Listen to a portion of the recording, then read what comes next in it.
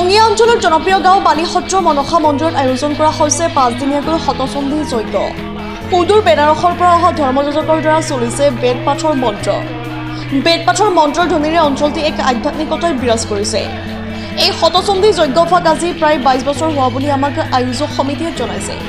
ইতিমধ্যে দিনৰ পৰা ৰাতিলৈ ভক্তবান ৰাইজৰ লানিনী চিগা সোঁত দেখি আনন্দিত হৈ পৰিছে আয়োজক সমিতি। আৰু অনুষ্ঠানৰ লগতে সংগতি ৰাখি প্ৰতিনিশাই নাগাৰা নাম আধুনিক নৃত্য প্ৰতিযোগিতাৰ লগতে গীতৰ এনিশাও আয়োজন কৰিছে। ৰঙিয়াৰ পৰা ৰঞ্জন কলিতাৰ ৰিপৰ্ট ইচ্ছা 24/7।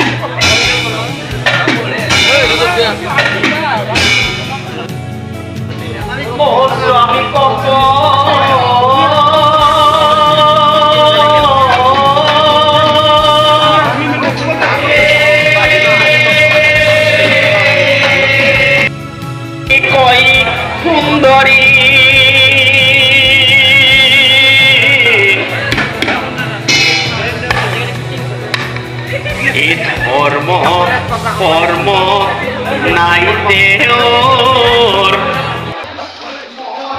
আপুনি এজন উদীয়মান কথা আপোনাৰ বয়স আছে কম গতিকে এই ক্ষেত্ৰত আপুনি কি আধ্যাত্মিকতাৰ আজি ৰস বিলীন কৰি আছে সমগ্ৰ অসমত এই চিন্তাধাৰণা আপোনাৰ কেনেকৈ আচলতে আমি প্ৰথমতে ক'ব লাগিব আমি অসমীয়া আমাৰ অসমখন বিশেষকৈ সাংস্কৃতিক দিশত যথেষ্ট আগবঢ়া। আমি অসমীয়াৰ সন্তান হৈ যেতিয়া আমাৰ নাগাৰা নাম সাংস্কৃতিকৰ ভিতৰত এটা বিশেষ অংগ বুলি ক'ব লাগিব, অবিচ্ছেদ্য অংগ। সেই নাগাৰা নামটো আমি বহুত ভাল পাওঁ অসমীয়া হৈ। মোৰ লগতে অসমৰ যিমান উদীয়মান যুৱক আছে সকলোৱে নাম ভাল পাব লাগে, নাম গাব লাগে আৰু শুদ্ধ সঠিক যিটো শুদ্ধ সঠিক মানুহে ভাল পায়, মানুহে বিচাৰে সেইটো কৰি নাগাৰা নামটো আগবাঢ়ি নিবলৈ আমি চেষ্টা কৰিছোঁ। গতিকে আমাৰ দৰে সকলোৱে চেষ্টা কৰি যাব লাগে শুদ্ধ সঠিক ৰূপতে কৃষ্ণ সেইখিনি। আজি এছামে এই নাগাৰা নামৰ যিটো আমাৰ যিটো আপোনাৰ লোক সংস্কৃতি অৰ্থাৎ আমাৰ নামনি অসমৰ লোক সংস্কৃতি হয় ইয়াক আপোনাৰ ব্যৱসায়িক কেন্দ্ৰিক কৰি লৈছে। কিন্তু তেনে ক্ষেত্ৰত এছামে আকৌ সঁচা অৰ্থাৎ ভক্তিৰক বিলীন কৰি আছে। আমাৰ নামনি অসমে হওক সমগ্ৰ অসমতে হওক তেনে ক্ষেত্ৰত আপোনাৰ মনোভাৱটো কেনেকুৱা? আচলতে যিসকলে আপুনি বিকৃতৰ কথাটো কৈছে, নাগাৰা নামটো বিকৃত কৰি যিসকলে নি আছে সেইসকলে হয়তো নাগাৰা নাম কি বস্তু ভালকৈ জানা নাই অধ্যয়ন কৰিব পৰা নাই। হয়তো আমি শিকিবলৈ যত্ন কৰি আছোঁ, আমাৰো হোৱা নাই। কিন্তু তেখেতসকলে আজিকালি এটা শব্দ ওলাইছে ভাইৰেল, মানে ভাবে ভাইৰেল হ'লে মোক সকলো অসমে জানিব, সকলোৱে মোক মোবাইলত চাই থাকিব। কিন্তু ভাইৰেল নহয়, আচলতে নাগাৰাটো শুদ্ধকৈ মই কিমানখিনি শুদ্ধকৈ গাই ৰাইজক সন্তুষ্ট কৰিব পাৰিছোঁ সেইটোৱে চাফিচিয়েণ্ট, সেইটোৱে যথেষ্ট ৰাইজৰ কাৰণে। আৰু বহুত ভাল শিল্পী নাগাৰা নামৰ শিল্পী বহুত ভাল শিল্পী আছে, তেখেতসকল আজিলৈকে ভাইৰেল হোৱা নাই। ইয়াৰ কাৰণটো ভাইৰেল হোৱা নাই মানে যিটো ভাইৰেলে বৰ্তমান আমাৰ সমাজত আৱৰি ধৰিছে, সেই আৱৰণটোৰ কাৰণে ভাল শিল্পীবিলাকক আজিকালি যুৱ প্ৰজন্মই নচোৱা হৈছে। কিন্তু আশা কৰোঁ সেইটোৰ কাৰণত যাতে কোনো নামটো বিকৃত কৰিবলৈ চেষ্টা নকৰে, সেই বিকৃতটো যিটো এতিয়া সেইটো ৰোগ বুলি ক'ব লাগিব আজিকালি সমাজত, সেই ৰোগটো যাতে দূৰ কৰি আমাৰ যিখিনি ভাল শুদ্ধ সেইখিনি আঁকোৱালি লয়। মই সেইটো অসমবাসী ৰাইজক নাগাৰা নাম প্ৰেমী ৰাইজক মই অনুৰোধ কৰিছোঁ। এটা ডাঙৰ হয় বৰ্তমান সময়ত আমি দেখিছোঁ যে যিবিলাক ধুনীয়া ছোৱালী নাগাৰা নামৰ শিল্পী বা যিবিলাক ধুনীয়া নাৰী তেখেতসকল বৰ্তমান সময়ত ভাইৰেল হৈ আছে।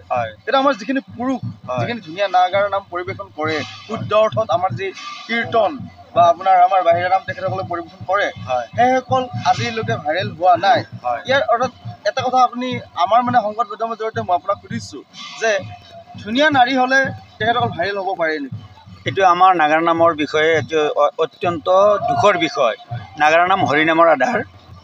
আমি তাক ৰূপায়িত কৰাৰ কাৰণে আমি অশেষ চেষ্টা কৰি মই আজি 32 বছৰ কাল নাগাৰা নামৰ পাঠক হিচাপে নাম গালোঁ।